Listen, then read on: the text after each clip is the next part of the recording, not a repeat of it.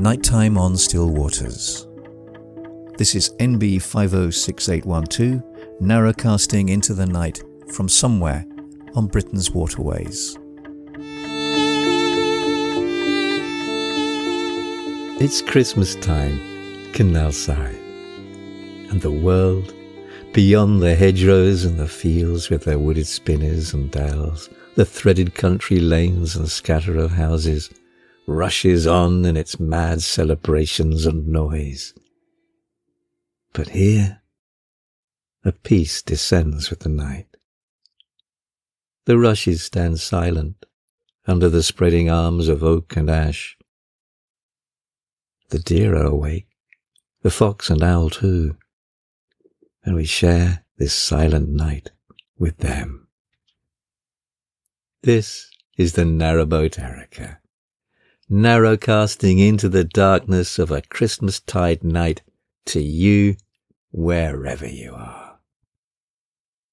Oh, well done for making it. It's so lovely to see you. So let's spend some time to enjoy this place of quietness amidst all the bustle of a festive nighttime. The cabin is warm, the kettle is whistling on the stove, so come inside and welcome aboard.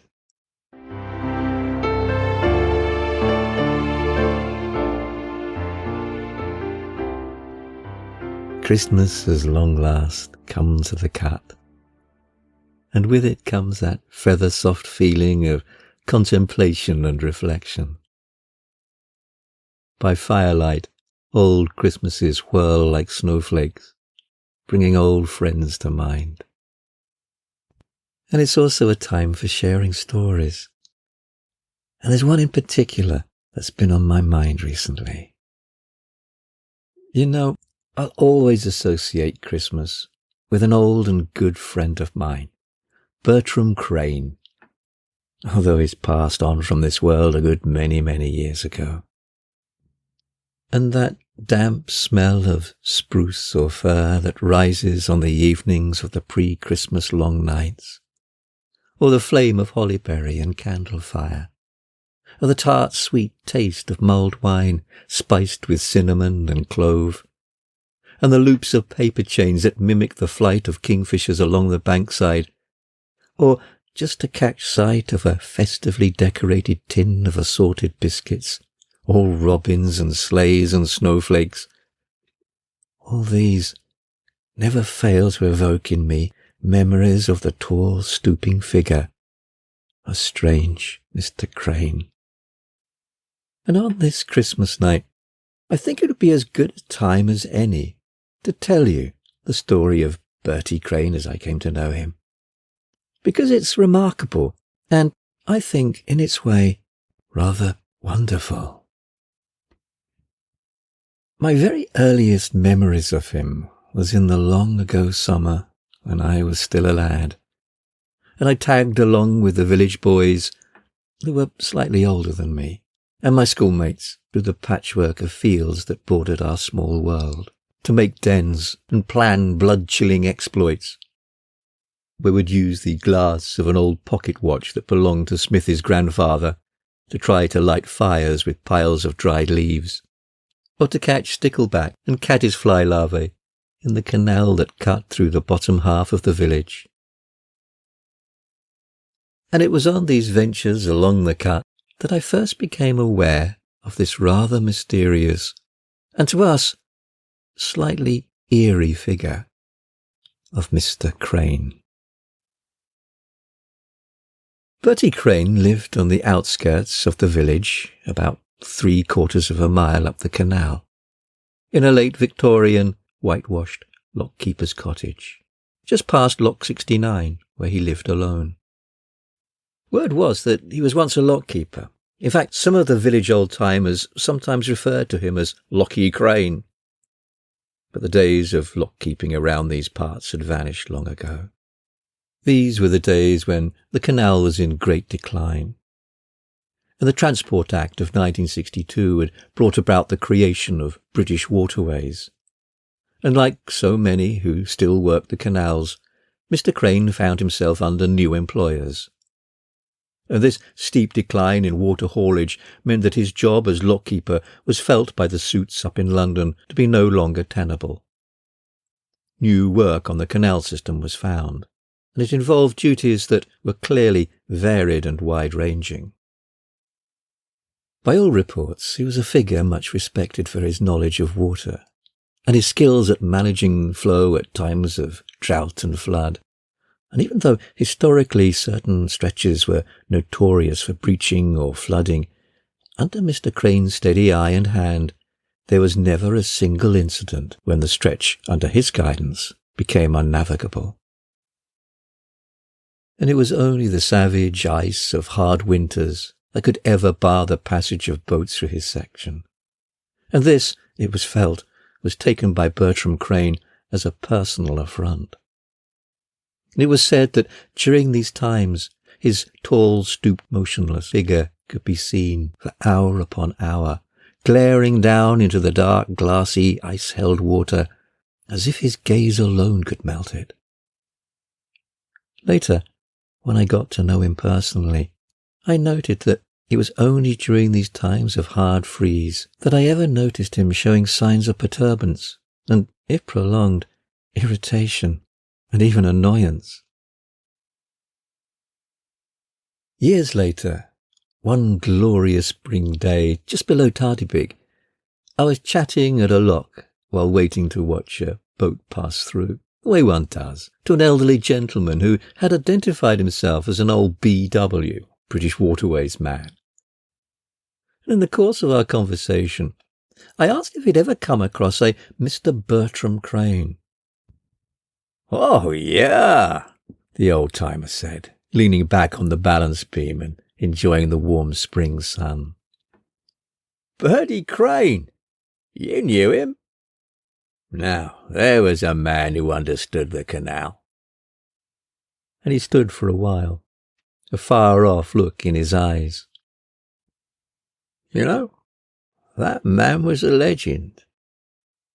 Even in the critical eyes of the old working boaters, who viewed us BW types as Johnny-come-lately upstarts." And together we watched in silence the water level inch up the lock chamber. And my new friend seemed to be lost in an older world that swam unseeingly in front of his eyes. "You know," he started again, tearing himself back to the present, "it takes many years to gain knowledge of the ways of the water. I mean properly know it. And I don't mean like that which you can be picked up in a fancy textbook or through the chalk lines on a classroom blackboard. I mean know it. I'm still learning." His voice trailed away. "But Mr. Crane, now there was a man, he didn't just know about water. He understood it. It was like he spoke its language. And when he looked at a stretch of water, it was as if he could see things beyond our knowing. He saw currents beyond our seeing. The way the water temperature shifts with the play of sun and tree shadow. I tell you this, it was uncanny. Some of us were proper spooked by it. Unnatural, some called it. And they shunned him. One guy, now you might have come across him as he worked for a while down your way. He refused to work with him. Said Crane gave him the creeps, the way he stood stock still staring into that water. Oh, Gaffer wouldn't have it at first. Said, well, how else was he going to gauge the levels of the bottom sluice? But in the end he relented. And the guy got a transfer up to, I think, Etruria way. It was true, though. Even as a nipper trotting beside the canal, dangling a jam jar held by a loop of string tied around its neck and filled with cloudy water and frog spawn, I was aware that there was something strange about Bertie Crane. But like all youngsters, I never thought to inquire about him, other than accept his presence in the world as one does an old oak tree, or foxes, or indeed grandparents. They all just are, without beginning or end. And I have no recollection of my first awareness of Bertram Crane, in the same way as I cannot recall the first time I encountered blackbirds, or rooks, or rain, or grandma. Bertie Crane was a present that was always there. He was just one more part of the long straight world of the canal, in the same way as the rows of crack willow down by the fisheries, or the gritty coal dust that flecked the towpath near John Dicko's wharf, or the strands of bulrushes, where I'd happily fish for tadpoles. And so Bertram Crane came to us as one like Melchizedek, without father, without mother, without descent, having neither beginning of days nor end of life. And the distant shadow of his presence along the canal side, neither questioned nor commented upon, as much part of the accepted and expected landscape as the great brushes of bulrush and dragonfly dart, and the sigh of willow leaves in summer rain. And just as they had always been eternally a part of the canal, so too was he. A soul grown organically from towpath mud, and wet brick, and wood, and moss, and the rush of water. You never really met him, or even bumped into him walking along the towpath, as you would other people. And we rarely saw him up close, just snatched glimpses of his distant, strange, stooping figure, plodding bird-like along the towpath, or standing in absolute stillness by the water's edge. Have you ever experienced gazing at a scene only for an unnoticed shape to slowly resolve in your vision, and discover that a cat or an owl has been standing staring at you all along? That was often the case with Mr. Crane. A shadow resolving into distant, motionless figure, standing beside the canal among the reeds, or waiting for who knows what by a lock. More often than not, he seemed to be lost in thought, staring straight down into the water, as if he was reading its silent flow of words. At other times, he'd be raking dyed-back reeds and twigs with an easy, fluid motion. However, for the most part, by the time you approached near to where he had been sighted, he had gone. And in truth, we village lads were more than a little afraid of him. The straight posture and precision of his strange gait, usually with hands folded behind his back, the sense of an almost alien stillness that he seemed to exude. His dark hair swept back into a glossy helmet with brill cream, as was the fashion then.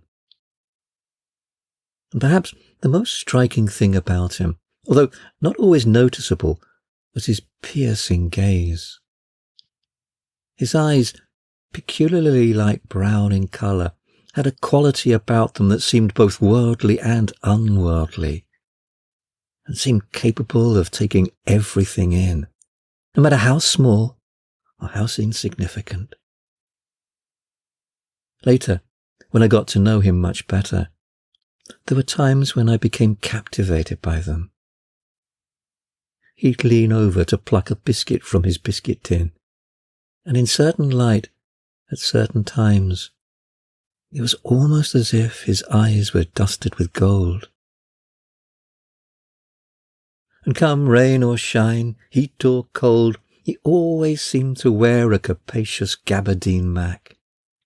These were the days long before Polartec clothing, designed for high-altitude mountaineering and had become the required clothing for a stroll down the towpath, or across some rolling pasture land.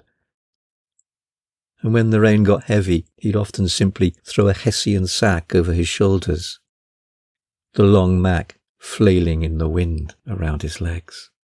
And as such, he struck a rather austere figure to us lads.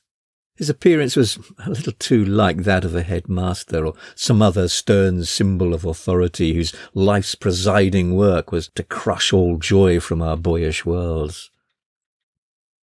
And as we boys grew older and bolder, our exploits took us on longer forays along the canal. And one year we made the railway bridge our gang headquarters. It was far enough away along the towpath not to get too bothered by dog walkers or courting couples. And inevitably our worlds began to collide. Now, I have no evidence to suggest that Bertram Crane ever viewed us in any way negatively, beyond perhaps a noisy irritation that dropped chewing gum wrappers on the ground or chalked initials on the bridge parapet walls. However, for our part, a definite antagonism began to develop. We came to see him as the fierce custodian of all things aquatic, and as such he became our sworn enemy whom we had to thwart at all costs. "Old Crady seed you last night, and he's after your skin," someone would say to us at morning playtime. "He'll put you in a sack and drown you in the loch like he does puppies." And we'd slink low and as silent as weasels along the towpath for the next couple of days, our hearts hammering in our ears at our sheer bravery and audacity. And as is too often the case, fear, particularly of those who don't seem to quite fit in, evokes a cruelty, and it was subject to more than a few rude and insulting names and rhymes. And I'm saddened and ashamed to admit it, these came not just from us village lads. Villages, particularly in those days, could be hard, harsh places for those it deemed was not fitting in. And Bertram Crane did very little to fit in. A silent, reclusive figure, he preferred to keep himself to himself. I suppose that it was like a lot of those who were part of the network of working boats, and who were used to being treated as outsiders and viewed with a certain amount of hostility and suspicion wherever they went. He had learnt the value of remaining on the village's margins. Perhaps he simply got used to it, or maybe he'd grown to prefer it. Coming into the village once or twice a week. The only shop I can recall him visiting was the fishmonger, who sold fish on a flat iceberg of a counter that dripped fish scales and Arctic water onto the slick-tiled floor. His shop fronted an old villa that was used by Dr. Mawson, our local GP, for his surgery. Of course, villages being villages, rumours and talk were rife about this outsider who strode long-shanked so silently into our community and departed, often without a word, or even a nod of acknowledgement to a muttered, "How do, Mr. Crane?" And there were hints of some tragedy, usually involving the still, dark waters of the cut, and then adjoined with cautions about us messing about too close to the canal. Kinder hearts would sometimes tearfully shake their heads when his name was mentioned, wrapping distraught hands deep in pinafore pockets and say, "Poor Mr. Crane, what must have that poor soul have gone through to make him like he is today?" But not all were so understanding, though. "Where's his woman?"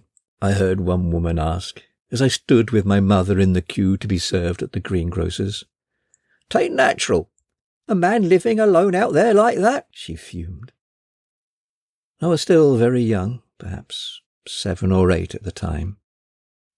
But a word struck me hard, because even then I had begun to suspect that the problem with Mr. Bertram Crane was not that his life was unnatural, but it was perhaps a little too natural.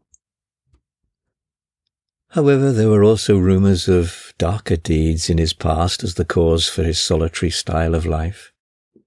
And in this way, the wrapping mists of rumour, hearsay and mistruth, both well-meaning and malicious, serve to form a myth which paints the man, and all of which fueled the feverous imaginations of our schoolboyish minds, casting this solitary lockkeeper into some doomed figure, blighted and cursed, or even a fugitive, vainly trying to wash his hands clean of spilt blood in canal water.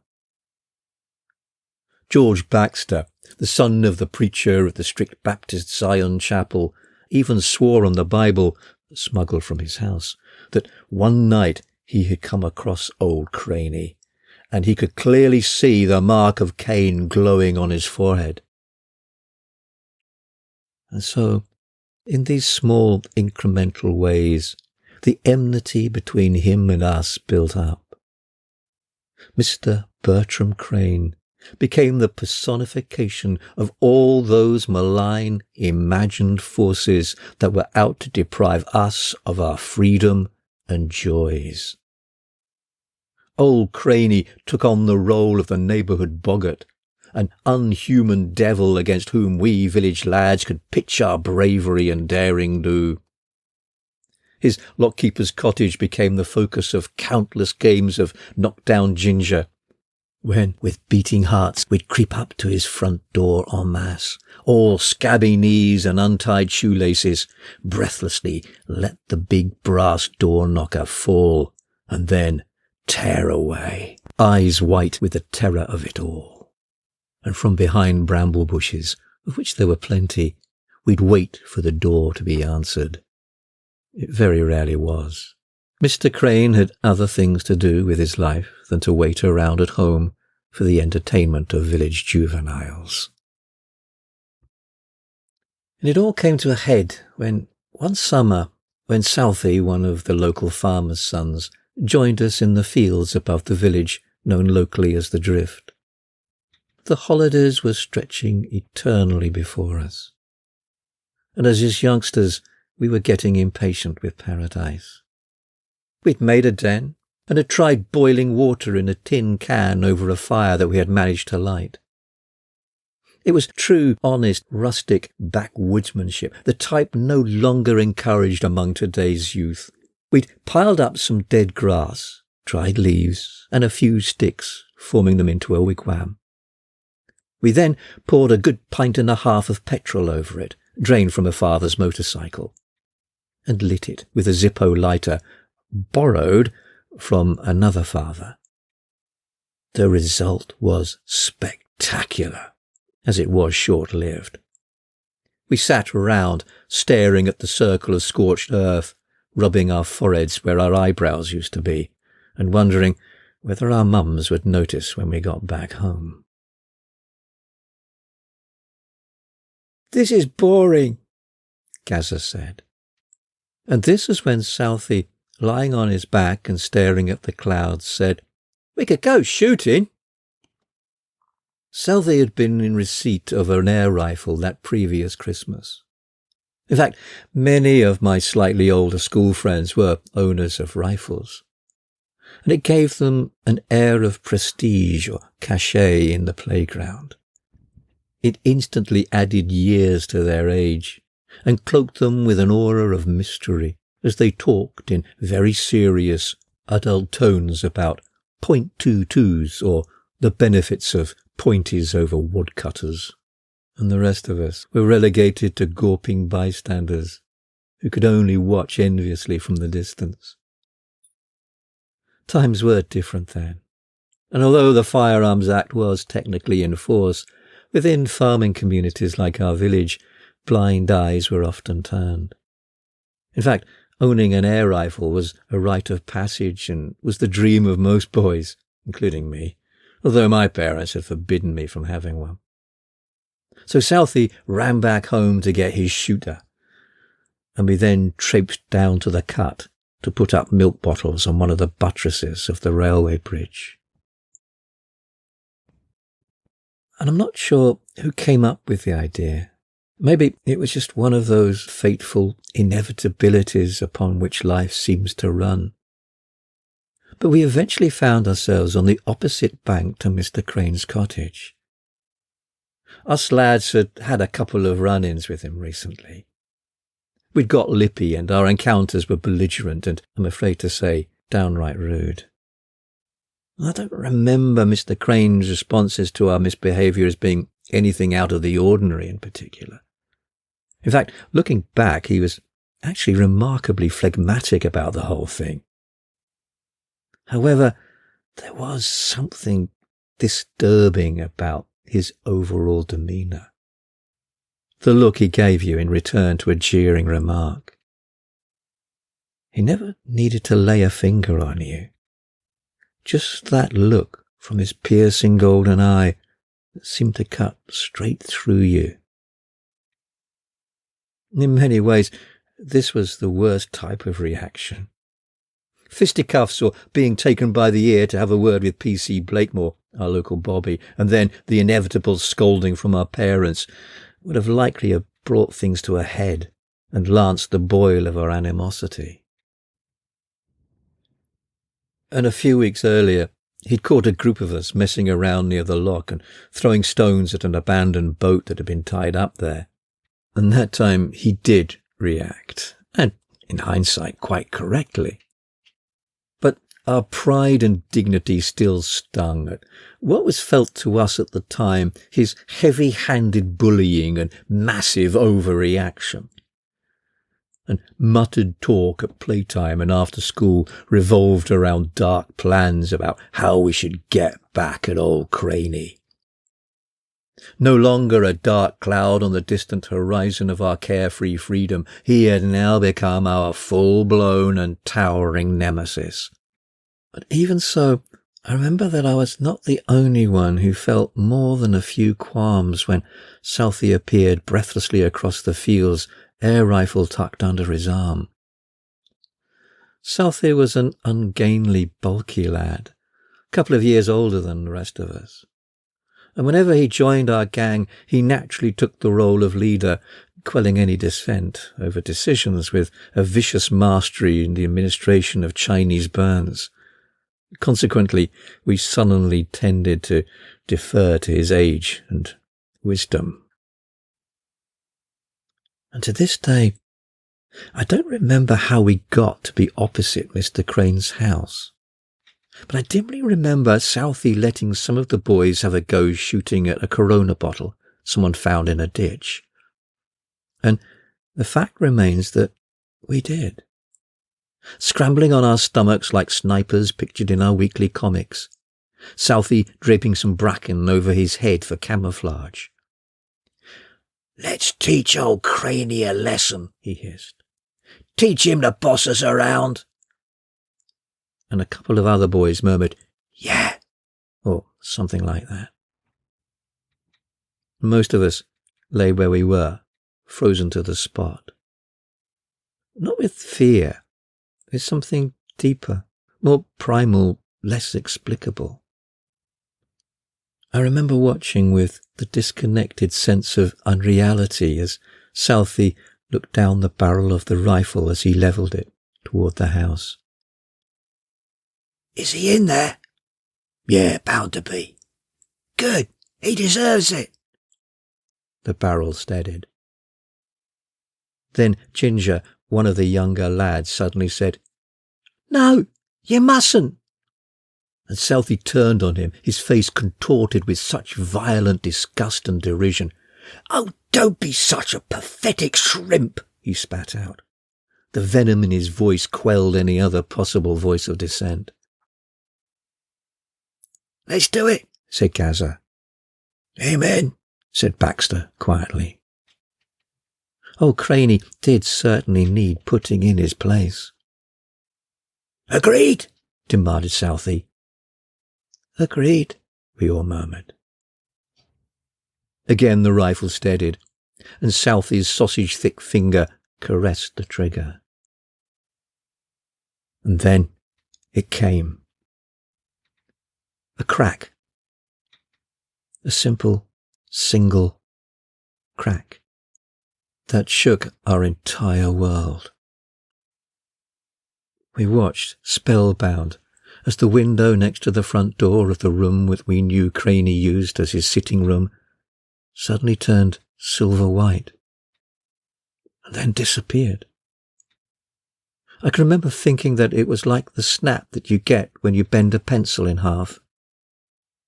It was almost like magic, an awful, terrible magic.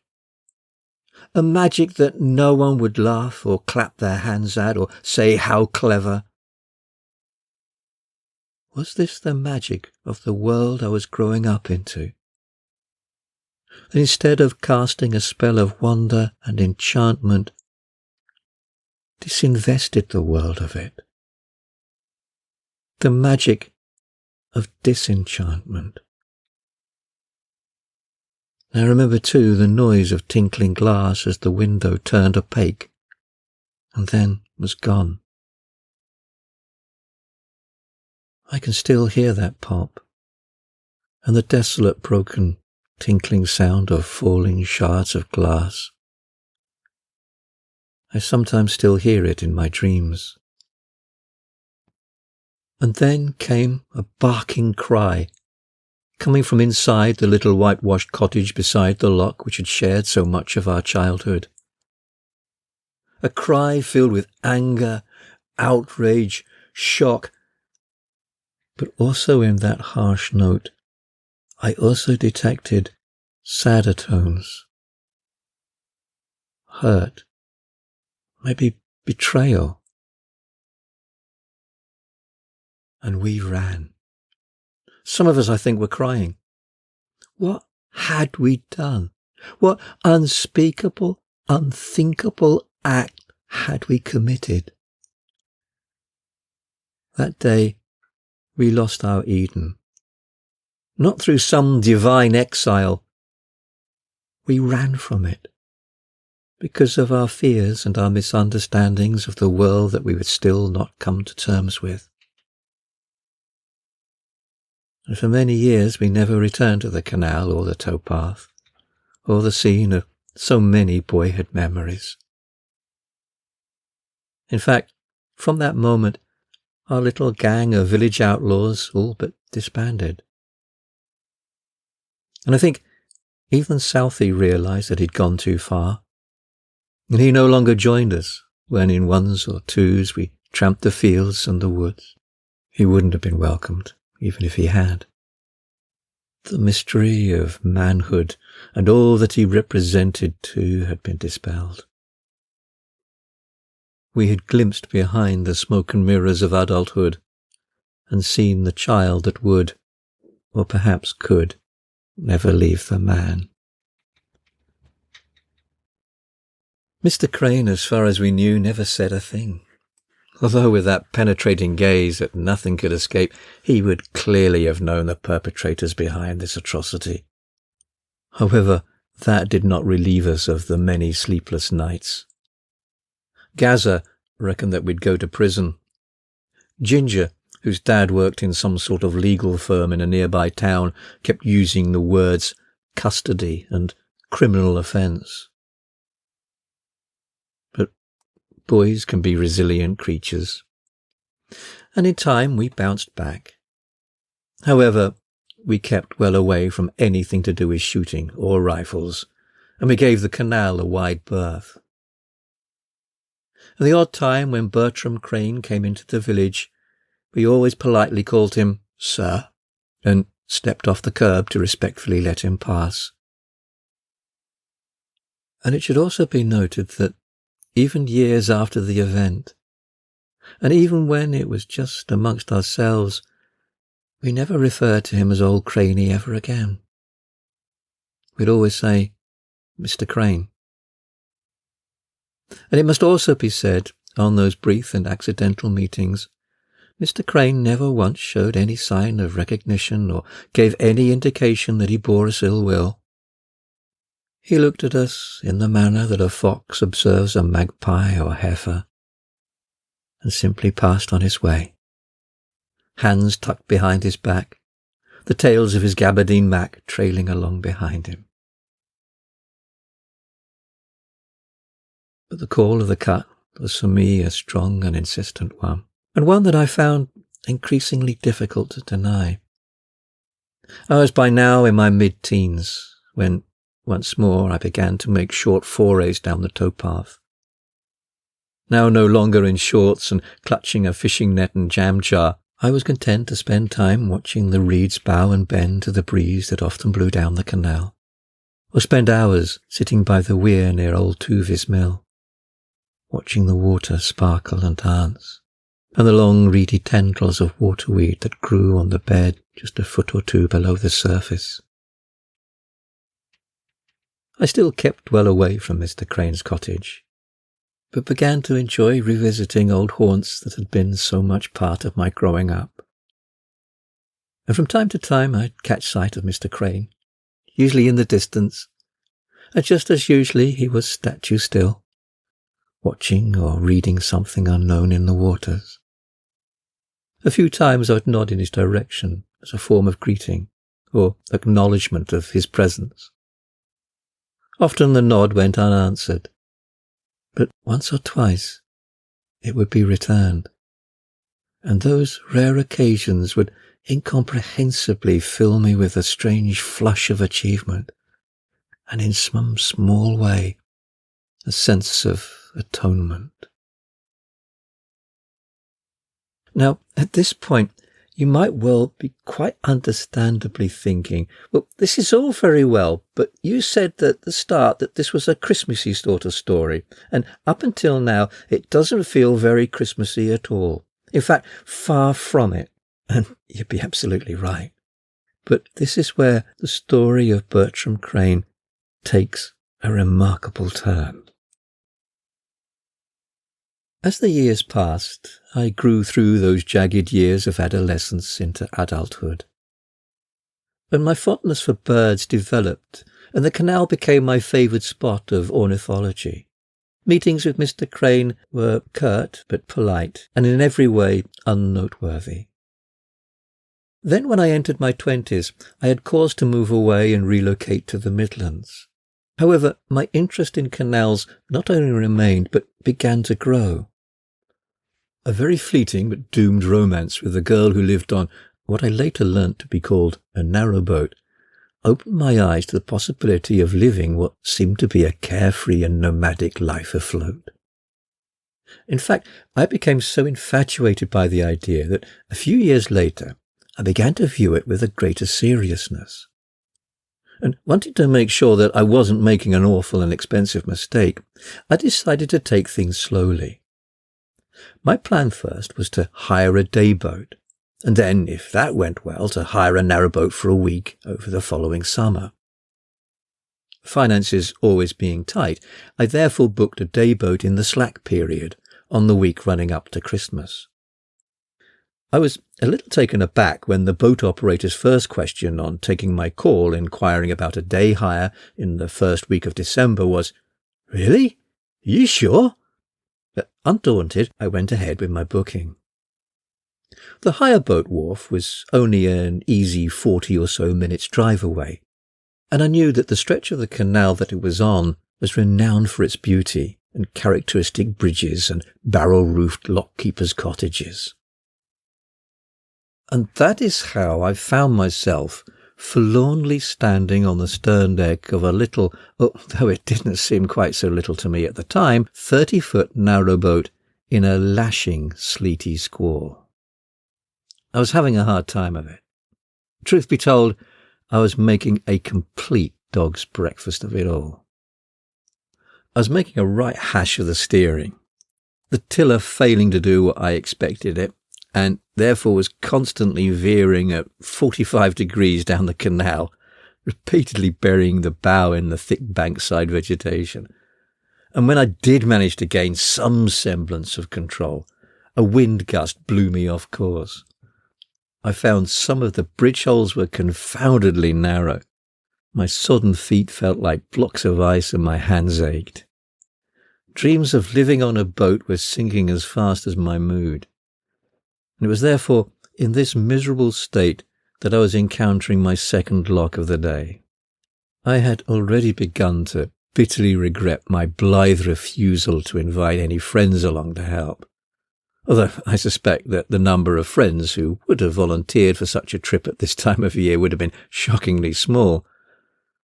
Single crewing through a lock, I found, was not as easy as I had originally assumed. And as I neared this second lock, I realized that the gate was already open. Fortune seemed to at last be favouring me. I nosed the boat into the lock chamber. Once in, I began to scramble onto the cabin roof, my trainers squelching noisily, in order to climb the rusty ladder set into the chamber's wall to climb up onto the bank. I was about halfway up onto the roof when a disembodied voice suddenly broke into my consciousness. "Hey there, boy. Would you welcome a hand to help your passage through?" I needed no second thought. "Yes, please." I was ready to accept help from anyone, no matter the strangeness of their syntax. "Stay aboard, then," the voice replied. "Watch the sill. Water will draw you away from it, but watch your bow fender on the up gate." "Right," I yelled back, uncomprehendingly, my voice being swallowed by the rush of water and the curling squall of wind. Large wet flakes of snow slapped against the cabin roof and on the meagre covering of my jacket hood. The owner of the voice must have picked up on the nervousness and incomprehension in my voice, for the rattle of the sluice paddle stopped and it came again. "Forget trying to think like you're on a boat. Read the water. The water tells you everything. The boat has no mind of its own, but the water does." I brushed away a flake caught on my eyelash and waited, shivering as the boat slowly rose in the lock. A belt of full-blown snow suddenly whipped across the canal, obscuring visibility to a few feet. I could barely see the boat's prow, let alone the lock gate a few feet further on. Slowly, through the swirl of flakes, a lanky, slightly gaunt and slightly hunched figure appeared, his slow, fluid movements curiously bird-like. For a split second, my mind whirled back into my childhood, the dizzying whirlpool of splintered fragments of memories and unidentified emotion. "Tell you what, lad, you certainly picked a day for it." The whip of an ancient gabardine overcoat cracked in the wind. "Mr. Crane!" I shouted, before I could even stop myself. The figure paused, his head cocked to one side, looking down at me from his vantage point. I was aware of his gaze, a gaze that seemed to take everything in. I'm not sure whether or not he recognized me. I was, after all, just one mischievous, hot-headed village boy among many.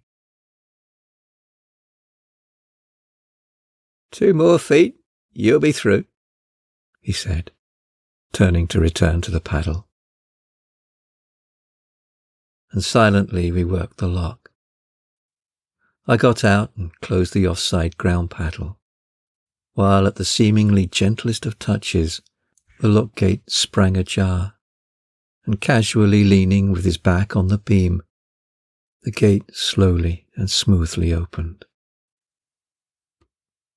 The last blizzard-like squall seemed to have blown the storm out, and a desolate rime of grey slush clung to the grass verge. I realized that I was shivering uncontrollably. He looked at me with a quizzical expression and a glint of humour in those familiar eyes. "Boy," he suddenly said, "you're half frozen. Tie up here, come inside to warm for a while. You'll be catching pneumonia if you don't watch out." It was only then that I noticed, just below the lock, stood a small barrel-roofed cottage with its deep red door and smoke curling from the chimney. An old oil lamp stood on the window-sill, casting a warm yellow light into the dismal greyness of the day. It was a strange meeting, our first re-encounter. In fact, if I'm honest, my first actual, real encounter with Bertram Crane. Slightly awkward and stilted, but then, at times together, often were. The silences and stiltedness always remain. But the awkwardness got a little easier, a little more comfortable. And I wasn't sure if it was because he knew who I was, or whether it was just the natural result of his solitary life as a bachelor. He was, as I was unsurprised to find, a man of very few words.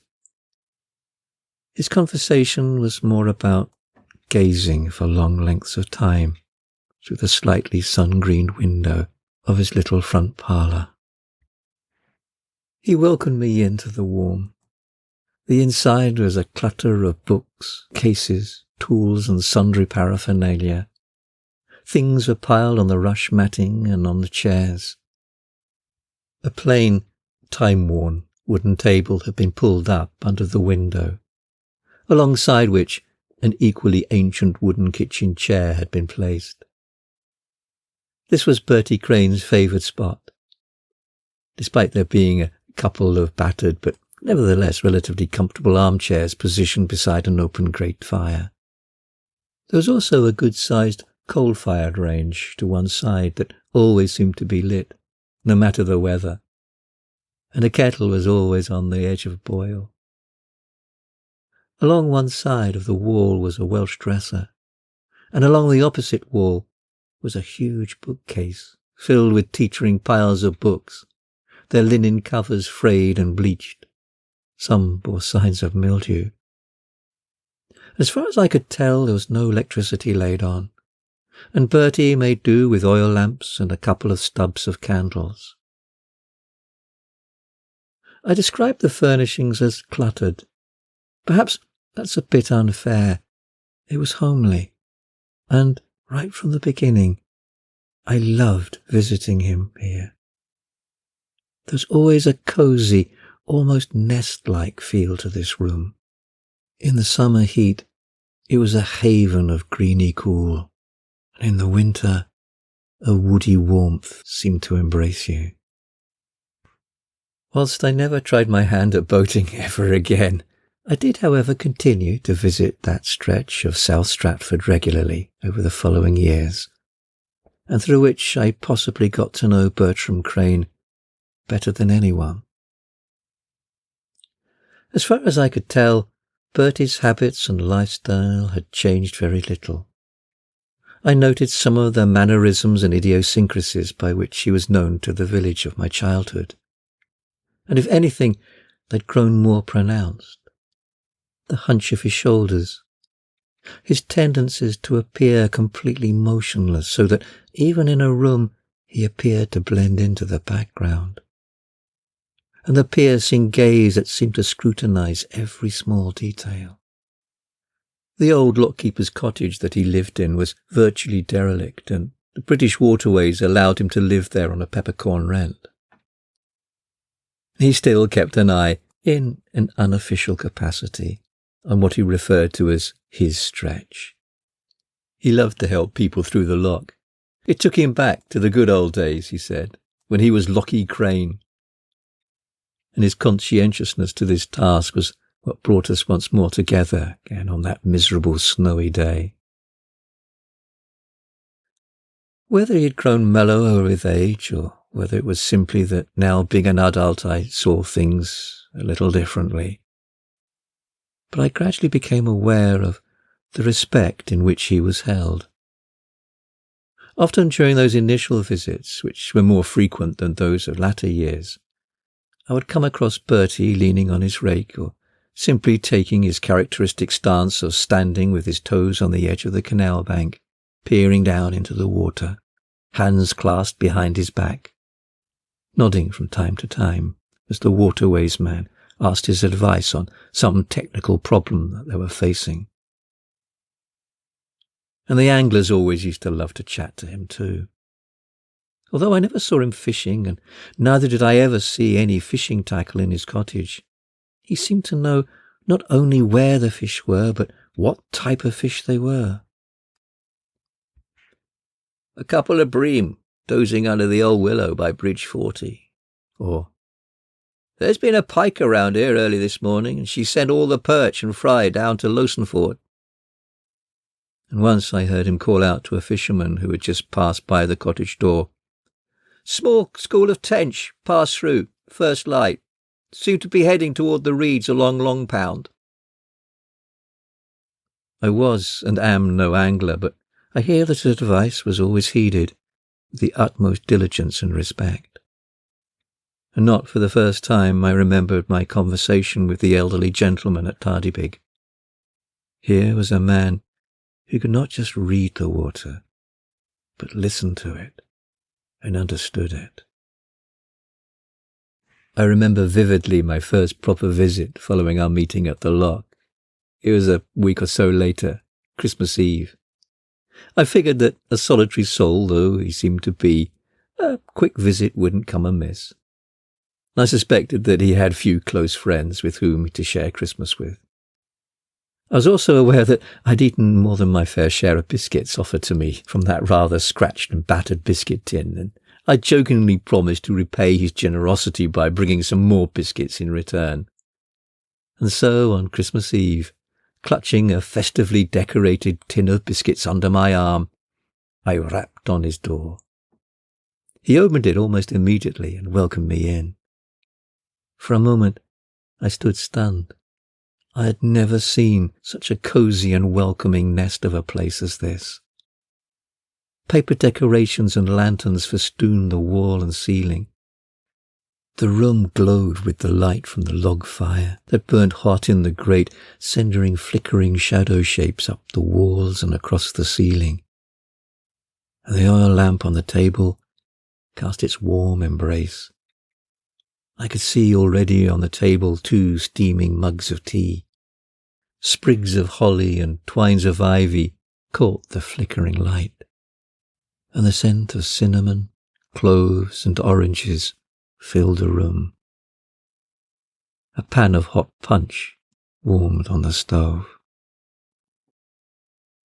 And from that year on, I never missed a Christmas Eve. Initially, because I lived so closely, I dropped by at other times of the year. But there was always something special about those Christmas Eve visits.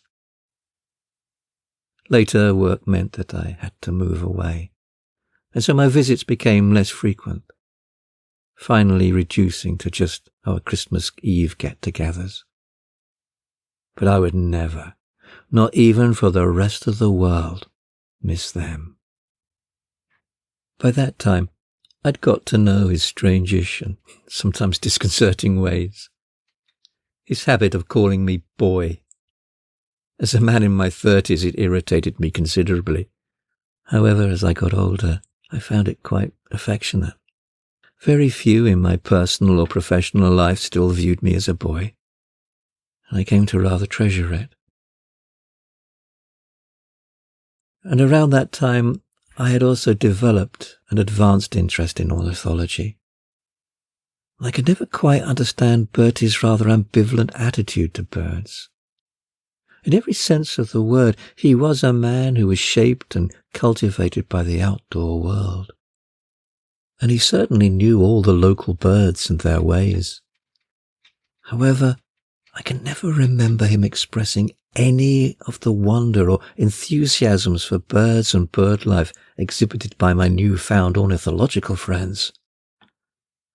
The offhand dismissiveness he gave to my retorts when I pointed out to him, say, a wren or a redwing, jarred me for a while.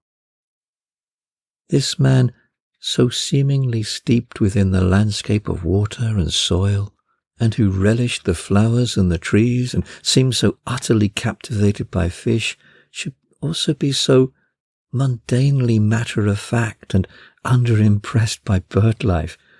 It rather annoyed me.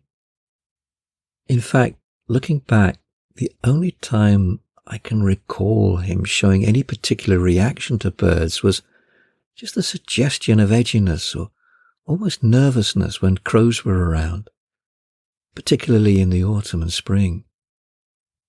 I loved my time with this solitary man who seemed to be made more from the elements than he was from flesh and blood. In fact, there was almost something watery about him, not aquatic, more the scent of rain.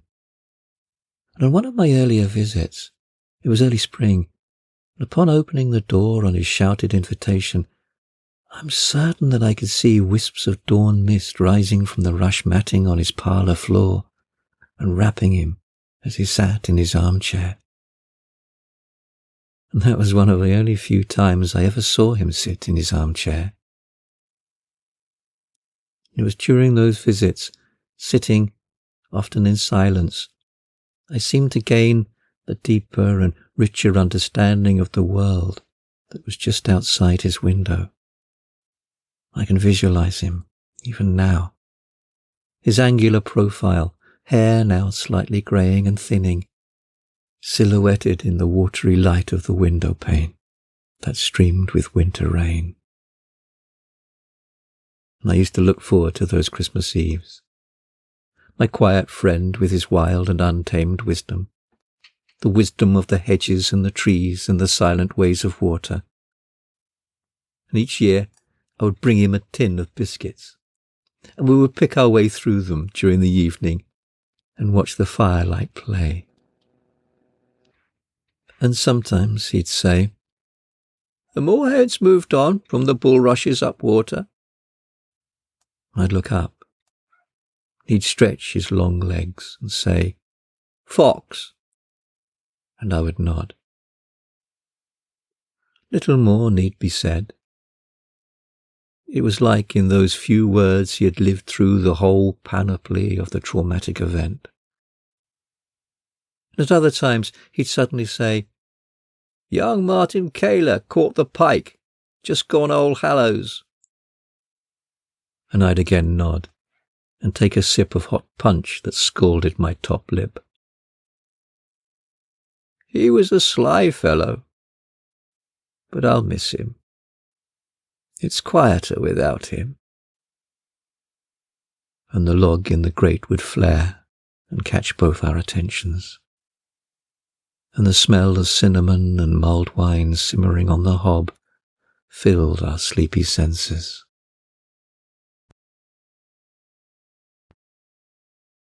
I never knew if Bertie knew that I was one of those involved in that incident all of those years back.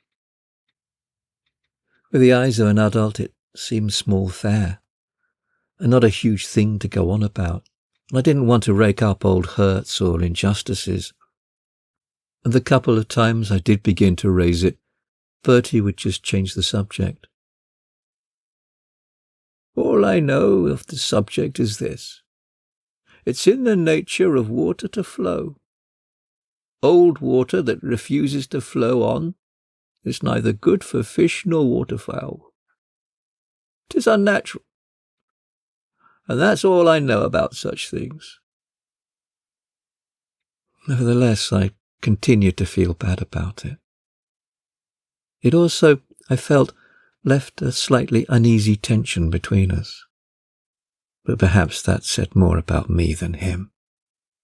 He never seemed to bear any ill will, and although he rarely talked much about the time he lived near my old village, when he did, usually in reference to the old carrying firms or a particular bad winter or summer, he seemed to speak of those days fondly enough. Although Bertram Crane and the word fondness don't sit very easily together. And so we'd meet up each Christmas Eve, me trudging, usually by torchlight, along the muddy towpath, scarf wrapped around my neck, biscuit tin under my arm. I always derived a little thrill of anticipation on my descent from Lock 28, to be greeted in the pitch darkness by that warm glow of Bertie's oil lantern, and the scent on the wintry air of wood smoke, and a hint of cinnamon. Bertie could always anticipate my arrival to the second, even those times when I was early or had been waylaid, And these were the times before the internet or mobile phones. His instinct was uncanny, but I grew to accept that he lived his life at a different angle to most of us, and so perhaps saw and knew things differently. And each time the door would open, and there the familiar, lanky, slightly stooped figure would be standing to the side of the open door. Had it grown a few inches since last year? It was difficult to tell. It was highly unlikely, but of all the strange things about Bertram Crane, the one thing I never got used to was his height. I think probably he was getting a little thinner, which accentuated his height. He never lost that fluidity in his movement, and yet, at the same time, as he aged, the strange jerky movements, the tilt of the head to one side when posed with a problem or concentrating on something, the sense of absolute stillness that gave the impression that he wasn't quite real, all these things became ever more pronounced. And the look as he chose the first biscuit from the freshly unsealed tin always made me smile and put me in mind of something that I could never, until much later, put my finger on. And as the years passed, his cottage grew ever more cluttered, but it never lost its homely nest-like quality. And I loved to nestle down into the armchair beside the grate. But I did begin to wonder how he managed to live there. No one, I felt, quite did Christmas like Mr. Bertram Crane. The soft tick of the clock sitting high on its wonky shelf, garlanded with holly. The flickering light of logs blazing in the grate. The tang of hot punch, and the steaming sizzle as Bertie plunged a red-hot poker into it. And the smell of hot lamp oil, and wood, and water, and moss, swirling in the warm air with all the richest and most beautiful smells of Christmas. And the sound of popping chestnuts as they roasted among the ashy embers. Outside, the sound of wind sighing in the trees, and sometimes the lonely bark of deer or fox. The thing I did notice was that each successive year the presence of the traditional decorations, the paper lanterns and coloured paper chains, the crepe paper angels and bells, became fewer and fewer. Initially I put this down to wear and tear. I had not seen many of their like since I was a small boy, and I knew from bitter experience how fragile they were. But Bertie made up for all their absence by bringing in more holly, more ivy, and sometimes yew and branches of fir. However, as time went on, I began to get a distinct impression that there was a deliberation behind this, and I began to suspect that some of these natural decorations were not simply for Christmas. I got the distinct impression that the world outside the cottage walls, the good, the bad, the ugly, the beautiful, in all its fullness, was being invited in to share Christmas around Bertram Crane's hearth. And that last Christmas, I arrived with biscuit tin in hand as usual, and was greeted by Bertie's characteristically restrained cordiality. On opening the door, he stepped aside to let me in, as usual. And I was met with an amazing sight that even now I struggle to fully appreciate. I entered the warm cinnamon and orange-smelling embrace and the soft oil lamp glow and the log fire spitting and crackling in the grate and the hot punch on the stove. But there was also an overriding smell of earth. Warm, gentle earth. In the flickering firelight, I looked at the walls and the ceiling. The Christmas decorations had now all turned to holly berries, and firethorn, rowan and bryony, Plaited braids of winter jasmine woven into the dark winter greens cast flecks of pale gold to complement the rich crimsons and vermilion of the berries. Great clumps of mistletoe, the fleshy gloss of their propeller-like leaves shining by flamelight, hung like decorative balls from the low ceiling, which now seemed to be a mat of branches and roots. The thick scent of woodland and green life permeated the air, vying with the older smells of hot punch and lamp oil. Thick tangles of ivy twined in thick ropes up the walls that now seemed to have been scooped by hands straight out of the ground. And the bookcase had turned into the knotted roots and trunk of a huge tree, and even the books seemed to have turned into pieces of bark. Bertie seemed not to notice anything strange, or expect me to. In actual fact, this transition had been gradual. For example, I'd noticed on the last 3 or 4 visits tendrils of ivy creeping in through the window frame, and I'd just assumed that cutting it back was simply not one of Bertie's priorities. And I have a feeling I said that I'd cut it back myself and would bring some secateurs with me next time if he hadn't got any in the house, but he brushed the offer aside. Even so, this change was startling. And strange as it may sound, my immediate thoughts were, so, this is what home is like. And I realized that me trying to describe it may make it sound rather uncomfortable and alien, but it truly didn't have that effect. I felt so warm, safe, content in a way that I hadn't felt for a long, long time. But my greatest shock, though, was in the change that I could see in Bertie. How old he had suddenly become. I guess for most of our acquaintance, from childhood on, I'd viewed him as elderly. However, he never really looked it. He had that timeless age worn by headmasters and policemen of my youth, but somehow he never really got any older. But that year, the change was marked. He seemed even taller, or perhaps longer, although again that may have been because the ceiling of his parlour appeared to be lower. There was a greyness in his complexion, and when he turned, a silvery sheen of whiskery hair glittered in the soft light of the fire and oil lamp on his face. His movements also seemed a little stiffer, jerkier, as if his joints weren't quite working efficiently. He did not seem to be in any pain, and when asked he said he was fine. But I couldn't help noticing an uncharacteristic edginess about the way in which he sat and stood. It was the type of unease that I really only noticed when the crows gathered around their roosts and carolled on the wild winter winds. And Bertie handed me a mug of hot punch, and the steam curled lazily up toward the ceiling. Cold fingers wrapped around sweet warmth.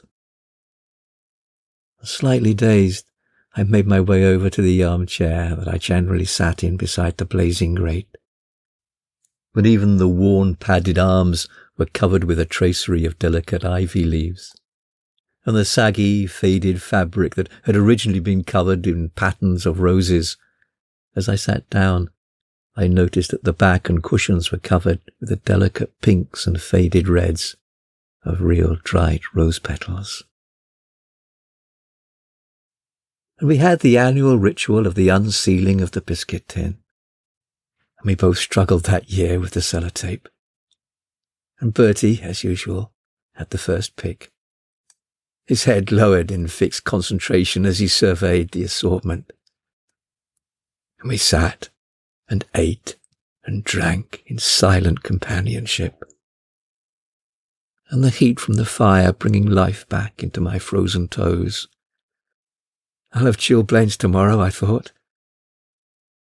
And neither of us mentioned the transformation of the interior of his little cottage. It probably seemed as natural as unnoteworthy to him as it now did to me. "Bertie," I said at last, "you remember when you lived in the cottage beside Lock 69 on the Grand Union? And some of the village boys—" But I could see he wasn't listening. He held up a big hand, as he sometimes did before, when I tried to broach the subject that weighed so heavily upon me. But this time I felt it was different. It was not that he didn't want to talk about that crack and the tinkle that broke his window all those summers ago, or the cruelty of village lads, but that his attention had been taken by something else. I sat for a while, in silence. Bertie, his head tilted slightly, turned to the window, listening. And the wind sighed among the tall trees across the canal. A log settled, sending sparks up the chimney, and a crackling yellow flame licking unburnt bark. And then I heard it, just at the edge of hearing, wild and untrammelled, a far-sounding, barking yelp. And then another, and another. "Is that a deer?" I said. "It's too clipped for a fox," which was my only other guess. Bertie slowly shook his head. A new glint flamed in his eye. Whatever it, or actually they were coming closer, and gathering in strength. I looked again past this strange, remarkable man, and out of his window, and I saw that it was snowing. Great fluffy white and grey flakes, swirling in a magical Christmas waltz in the cold night air. "Bertie!" I cried out. "It's snowing! It's Christmas Eve, and it's snowing!" And I felt the boy inside me dance with joy. And Bertie turned to me, with a strange smile on his face. "Boy, it's something far, far better than that. Now you wait here. I just need to go out and stretch my wings for a bit." He often used that phrase. When others talked about stretching their legs, he always used to say, stretching his wings, and it somehow suited him. He raised himself from the table, his great long legs unfolding like a deck chair, plucked his gabardine mackintosh from the coat stand, now wreathed in ivy, and opened the door. A swirl of snow blew into the cosy little parlour, and not wanting to miss this magical moment, I followed him out. And he was right. It wasn't snow, or at least it wasn't only snow. For among the flakes drifted feathers, hundreds and thousands of them, white and grey, downy and pinion, flight and contour, all floating soft on the now gentle breeze. Uncomprehendingly, I looked up in wonder, and there, high up, on deliberate, measured wing strokes, were dozens of herons. They wheeled around and around, their barking calls hanging among the upper branches of the nearby trees. I'd never seen so many of them together before. And tearing my eyes away from them, I searched for Bertie, ready to share with him this wonderful spectacle. And he was standing a little way up the towpath, his head tilted back, also looking at the stately sky dance above our heads. And he was listening to those barking calls. It was beginning to snow harder now, and there were times when he was almost obscured from view. And then a gust of wind blew down from the lock landing, sending snowflakes and feathers into the air.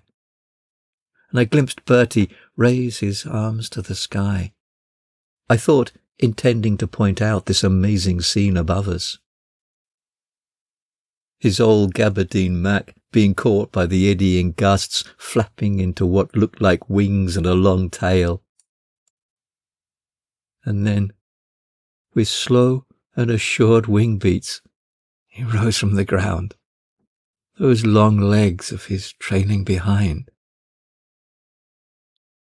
And for a second I caught his voice, or I thought I did, on the wind.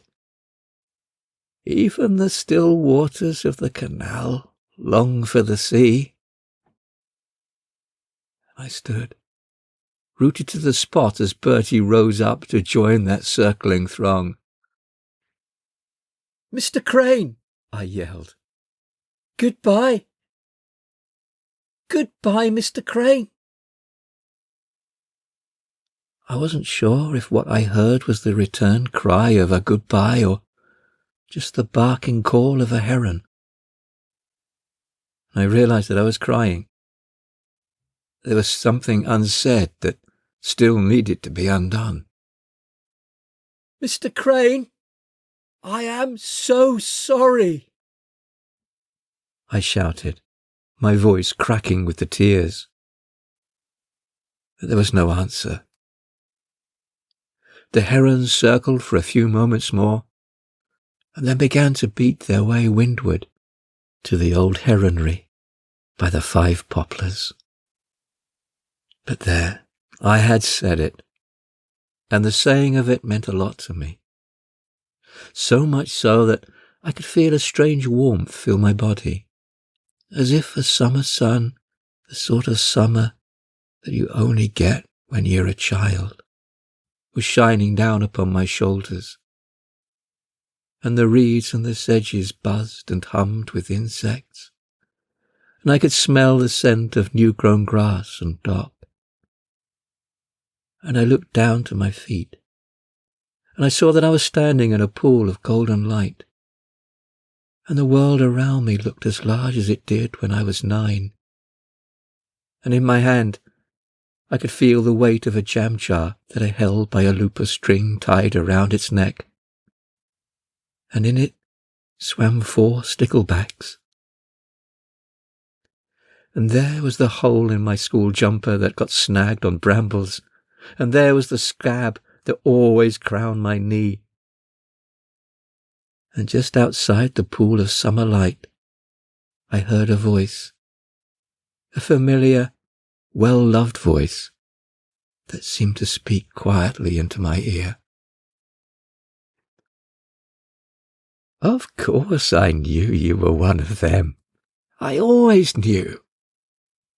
You were the boy who forever had scabs on his knees and holes in his jumpers. And I saw how, unlike the other boys, you always knelt down and tipped your jam jar of tiddlers back into the water, so carefully, so gently, so as not to upset them. And a boy who did that could never really harm someone like me. Not purposely." I looked up. A solitary heron circled, and then it too flew off windward.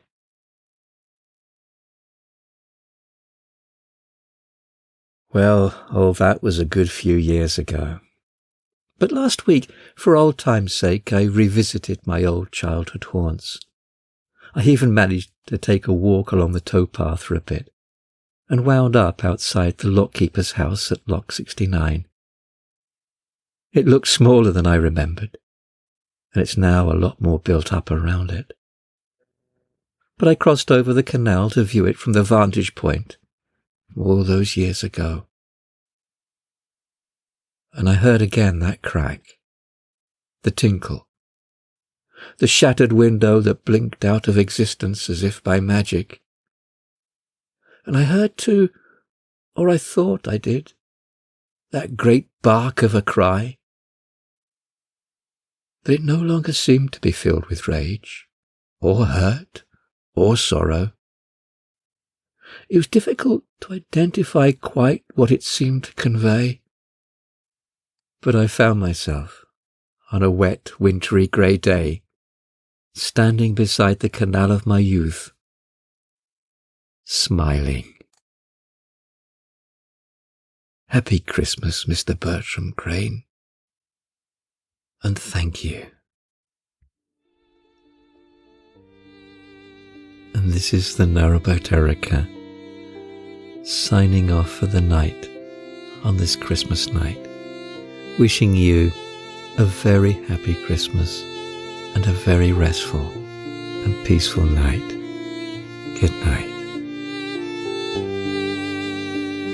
Temperature outside 7.6 degrees, inside 22 degrees, humidity 98%, dew point 7 degrees, wind direction east-northeast, wind strength 7 miles per hour, barometric pressure 1011.2, rising, cloud cover 91%, cloud ceiling 2,300 feet, precipitation nil, moon phase 7.6%, waxing crescent, day length 7 hours 42 minutes, sunset 15:57, sky casting 8:15.